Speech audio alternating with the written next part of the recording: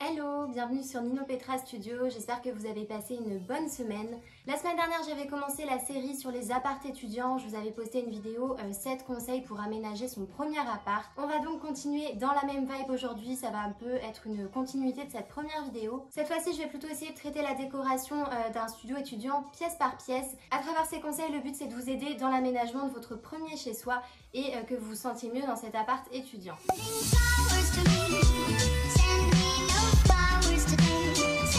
On commence tout de suite avec le bureau qui est quand même un des éléments principaux d'un appart étudiant puisque bon, à l'origine on prend quand même un appart étudiant pour faire ses études, il me semble. La semaine dernière je vous avais déjà donné un premier conseil là-dessus, je vous avais expliqué l'importance de choisir un bureau qui va être en cohérence avec le type d'études que vous faites.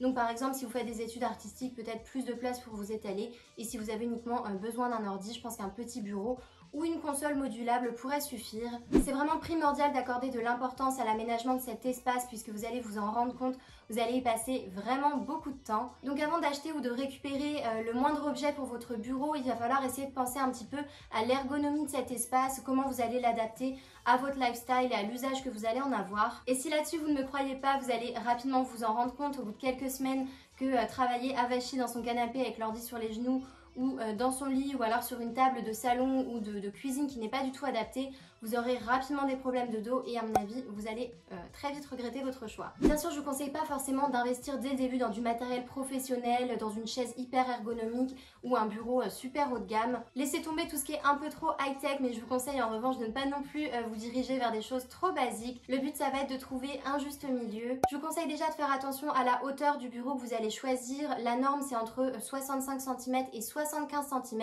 Alors tout va dépendre de votre taille, mais encore une fois je vous conseille vraiment d'essayer de tester le bureau, de vous asseoir avec une chaise et vous rendrez compte de ce qui est à la bonne hauteur ou pas pour vous. Vous n'êtes pas obligé de choisir un bureau qui est très grand. Parfois quand on a besoin de peu d'éléments pour travailler, une petite console ou un bureau d'appoint ça peut vraiment faire l'affaire. Je pense que la meilleure solution pour investir dans votre premier bureau si vous n'avez pas beaucoup de moyens, ce serait de choisir des tréteaux et une planche. Donc ce qui est top c'est qu'avec les tréteaux, s'ils sont bien modulables, c'est des vrais tréteaux, vous allez pouvoir ajuster au niveau de la hauteur. Et en ce qui concerne la planche, vous pouvez tout à fait faire couper une planche chez Leroy Merlin par exemple. Ensuite à l'avenir vous pourrez réutiliser votre bureau tel quel, mais aussi utiliser les tréteaux tout seul, ou pourquoi pas utiliser les tréteaux avec un nouveau plan de travail ou carrément leur trouver une nouvelle fonction. Ce qui est très bien avec cette solution, c'est que c'est adapté au petit budget, c'est ajustable, c'est transportable, c'est quelque chose qui se revend facilement et que vous pourrez aussi réutiliser d'une autre manière dans un futur appartement. Au niveau de la chaise de bureau, c'est vrai que c'est quand même un bel investissement. Si on cherche une chaise qui est un petit peu ergonomique, pourquoi pas avec un pied roulant, on arrivera rapidement à des budgets autour de 130, 150 euros. Ça peut quand même valoir le coup d'économiser ou peut-être de se faire offrir ce type de chaise en cadeau. C'est quand même une assise sur laquelle vous allez passer beaucoup de temps, donc je vous conseille quand même de faire un choix judicieux. Pour un côté un peu plus chaleureux et un petit peu plus discret dans une décoration, je vous conseille d'oublier les chaises avec les pieds roulants, mais peut-être de vous diriger vers un modèle avec le pied pivotant. C'est quand même ultra confortable et aujourd'hui avec le télétravail, il y a énormément de nouveaux modèles qui sont apparus dans la grande distribution et je trouve qu'il y a des designs un peu plus sympas avec des matériaux qui se rapprochent plus de la décoration que de l'univers du travail et ce sera beaucoup plus facile de l'intégrer dans votre espace. C'est vraiment important de choisir une bonne chaise de bureau puisque comme je disais vous allez y passer beaucoup de temps et que le fait d'avoir une assise ergonomique, encore une fois ça va vous éviter les problèmes de dos. En ce qui concerne la hauteur de l'assise, la hauteur réglementaire si je pourrais dire ça, c'est à partir de 45 cm.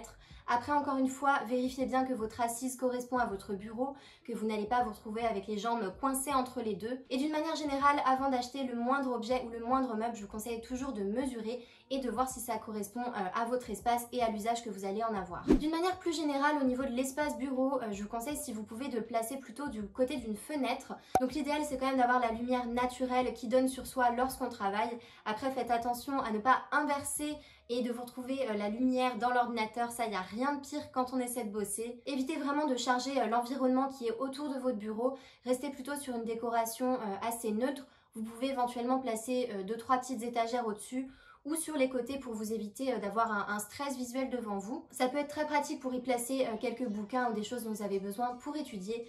Vous pouvez aussi y mettre quelques plantes, c'est quand même assez apaisant dans un univers de travail. Et ce qui peut être sympa aussi pour booster à fond la motivation, c'est de mettre quelques citations inspirantes. En revanche, je vous déconseille totalement de mettre des choses qui n'ont rien à voir avec le travail, qui vont être susceptibles de vous déconcentrer. Donc tout ce qui a trait aux loisirs, aux vacances, c'est pas forcément l'endroit idéal pour les placer.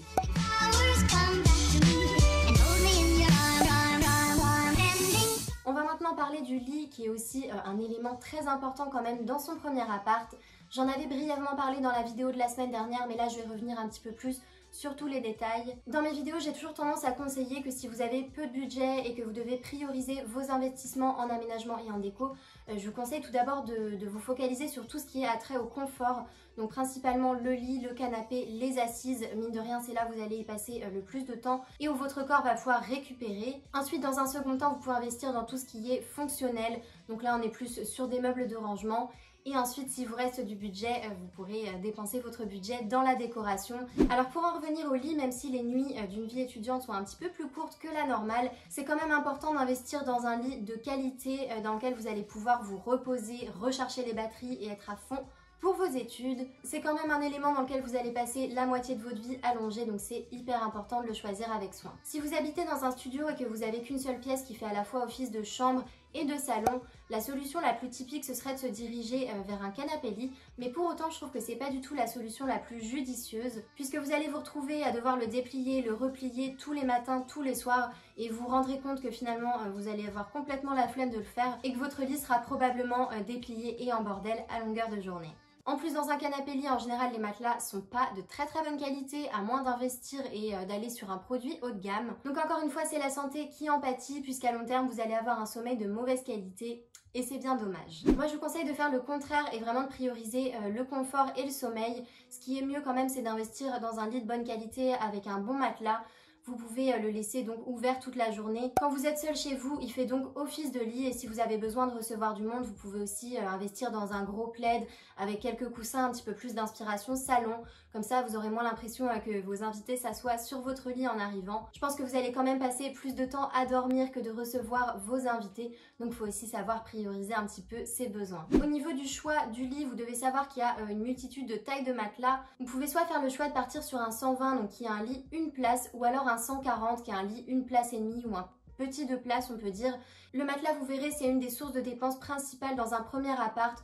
Donc quitte à y mettre le budget, je vous conseille d'investir directement dans un lit en 140 qui sera beaucoup plus durable puisque vous allez pouvoir le garder dans vos futurs appartements. Avant de faire le moindre achat, renseignez-vous bien sur tous les types de matelas existants. Il y a des soutiens fermes, des soutiens semi-fermes ou des soutiens qui sont complètement mous. Donc ça c'est vraiment propre à chacun, je vous conseille vraiment de tester. Vous pouvez aller dans n'importe quel magasin de literie, vous testez les matelas et même si vous n'achetez pas forcément dans ce magasin-là, au moins vous achèterez votre matelas en connaissance de cause. Et puis n'ayez pas peur de sauter le pas pour l'achat d'un matelas. De toute façon, pour la plupart des magasins, en général, il y a le système de satisfait ou remboursé. Donc si vous dormez mal, si vous faites des cauchemars toute la nuit, vous pourrez quand même rendre votre matelas. Le choix du cadre du lit, c'est aussi quelque chose d'important puisque ça peut faire la différence en termes de gain de place et vous allez pouvoir aussi optimiser votre espace. Je vous conseille d'aller vers le côté double fonction d'un cadre de lit et pour ça, il y a quand même plusieurs possibilités qui s'offrent à vous. Donc tout d'abord, il y a les lits coffres. C'est une solution qui est quand même assez onéreuse, on va pas se le cacher, mais c'est hyper pratique au quotidien. Vous avez juste à soulever le sommier de votre lit. Vous avez une énorme contenance de rangement et ça peut être très pratique pour ranger tout ce qui est valises ou vêtements hors saison que vous n'utilisez pas actuellement. Vous avez aussi les lits à tiroirs qui sont exactement sur le même principe. Je trouve que c'est quand même un petit peu moins pratique à l'usage puisque déjà vous devez faire attention à choisir un modèle de lit qui ait les tiroirs du bon côté. Ce serait un peu dommage d'avoir toute une surface avec le mur de ce côté-là et que vous ne puissiez pas ouvrir les tiroirs. En général, c'est des objets qui vieillissent pas très bien. Les tiroirs ont tendance à s'abîmer avec le frottement avec le sol. Souvent, on a tendance à beaucoup trop les remplir et puis après, ça s'ouvre complètement plus. Et après, en termes d'esthétique, je dois avouer que c'est pas vraiment le meilleur bail non plus. Pour moi, la meilleure solution, ce serait de pouvoir surélever votre lit. Donc, vous avez juste à surélever votre sommier et votre matelas. Donc soit sur une structure que vous venez créer vous-même avec des grandes planches de bois, c'est quand même assez abordable niveau budget. Vous pouvez aussi remplacer la structure de base par des grands casiers de rangement. Là, ça vous permettra aussi d'avoir un grand espace dédié au rangement et au stockage de vos affaires. C'est quand même top parce que vous n'avez pas besoin d'acheter un cadre de lit spécifique. Vous pouvez investir dans des casiers basiques de grande distribution. Et une fois que vous déménagerez, vous pourrez tout à fait réexploiter les casiers d'une différente manière dans votre appart et puis cette fois-ci investir dans un autre cadre de lit. Si vous avez déjà un cadre de lit que vous souhaitez réutiliser mais où il n'y a pas suffisamment de place dessous, je vous conseille tout simplement de dévisser les pieds, d'acheter des nouveaux pieds qui sont un petit peu plus hauts. Comme ça, vous avez la place de passer vos valises et toutes vos affaires sans faire de grands investissements. Alors tout ça, c'est vrai que c'est pas des solutions très feng shui puisque le fait de placer une multitude d'objets en dessous de l'endroit où on dort, c'est pas forcément très bon pour la circulation des énergies. Mais bon, il faut avoir le sens des priorités et je pense que quand on est étudiant, quand on aménage dans son premier appart, l'important c'est de gagner de la place et pas forcément de se focaliser sur la circulation des énergies.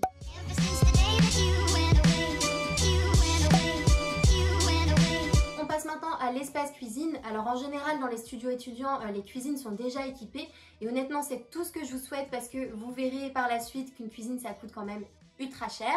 Souvent ce sont des meubles basiques, un petit peu bas de gamme, un peu vieillissants, mais vous allez voir que c'est quand même possible de se sentir chez soi et d'optimiser un petit peu son espace cuisine. L'idée pour apporter plus de fonctionnalité et de personnalité à votre cuisine, c'est de compléter avec des meubles modulables qui vont vraiment correspondre à votre style de vie. Donc ça peut être par exemple une déserte roulante multifonction où vous allez pouvoir à la fois bénéficier du plan de travail sur la surface mais aussi de l'espace de rangement juste en dessous. Ça peut être aussi l'achat d'une seule et unique table qui fera office de plan de travail pour cuisiner, pour dîner tout seul mais aussi pour recevoir des amis ou éventuellement travailler. Alors on a tendance à dire que les tables rondes prennent plus de place que les tables carrées, mais dans un petit espace c'est quand même important de travailler sur la fluidité de votre aménagement. Donc par exemple une table ronde de 90 cm de diamètre avec 4 chaises qui vont avec, ça peut être parfait pour recevoir 4 invités, donc 3 si vous vous comptez dedans.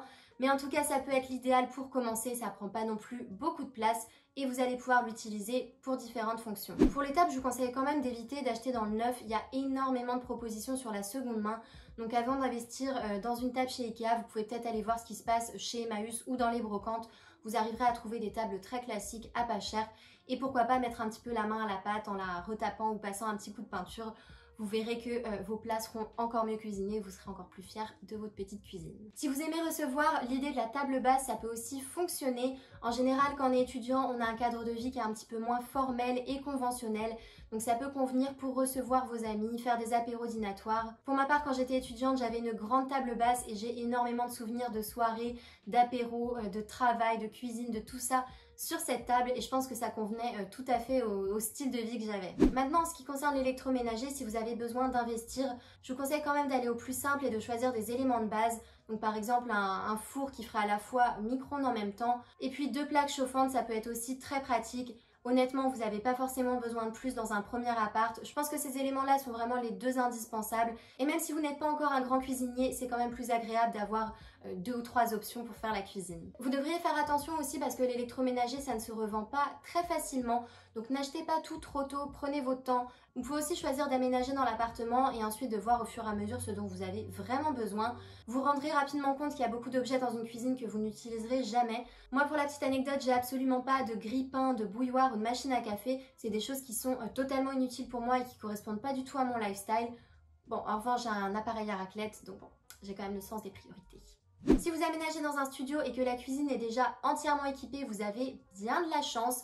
En revanche, n'hésitez pas à vous faire plaisir sur les petits détails. Donc vous pouvez investir dans une jolie batterie de casserole ou alors de la belle vaisselle ou des ustensiles un peu fun et colorés. Ce sera encore plus agréable de cuisiner avec vos propres ustensiles que de manger dans les gamelles de la personne qui était là avant vous. Voilà, il faut quand même se rendre à l'évidence, même si c'est votre premier appartement et que vous avez un budget serré, vous avez aussi le droit de vous faire plaisir et d'acheter des petits trucs un peu fun, un peu futiles. C'est aussi le but d'un premier appart, vous prenez votre envol vis-à-vis de vos parents et forcément vous avez envie d'exprimer un peu plus votre personnalité à travers votre intérieur. J'espère que cette vidéo vous a plu, en tout cas moi j'ai pris beaucoup de plaisir à la filmer. Tout ce qui est appartement étudiant, c'est quelque chose dont je parle pas forcément dans mes autres vidéos, mais je trouve ça intéressant aussi de varier un peu les thématiques et m'adapter à une autre typologie de personnes. Donc si vous aménagez dans votre premier appart étudiant et que vous êtes un peu retrouvé dans les conseils que je vous ai donnés aujourd'hui, je vous invite à me laisser un petit commentaire sous la vidéo, ça me fera hyper plaisir. Si vous n'êtes pas encore abonné à la chaîne Ninon Petra Studio, je vous invite à le faire tout de suite. Je poste une vidéo par semaine, donc en général c'est tous les dimanches midi. Donc voilà, on se retrouve dimanche prochain pour une nouvelle vidéo. Ce sera peut-être directement la suite et la fin de la série, ou peut-être une vidéo qui n'a rien à voir, je ne sais pas encore. Allez, je vous souhaite une très bonne semaine et à bientôt. Ever since the day that you